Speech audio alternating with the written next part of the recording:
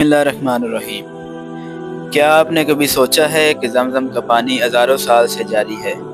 لاکھوں لوگ ہر سال اسے پیتے ہیں، پھر بھی یہ ختم کیوں نہیں ہوتا؟ آئیے اس حیران کن حقیقت کو قرآن، حدیث اور سائنسی معلومات کی روشنی میں جانتے ہیں۔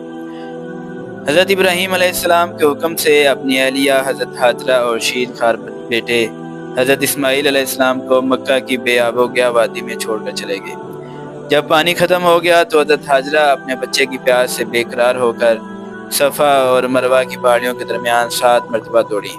اسی دوران اللہ تعالیٰ نے حضرت ابراہیم علیہ السلام کو بھیجا اور اللہ کے حکم سے حضرت اسماعیل علیہ السلام کے قریب زمین سے پانی کا چشمہ پھوٹ نکلا۔ یہی چشمہ زمزم کہلایا۔ صدیاں گزر گئیں لیکن آج بھی یہ کنواں جاری ہے۔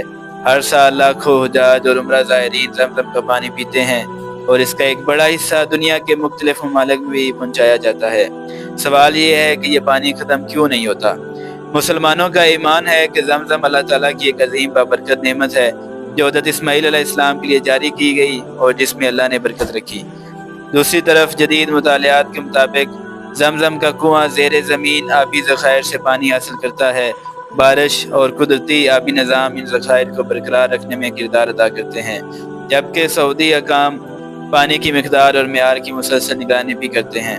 یعنی مسلمانوں کے نزدیک زمزم کی برکت اپنی جگہ ہے اور اس کے مسلسل دستیاب رہنے میں قدرتی آبی نظام بھی شامل ہے۔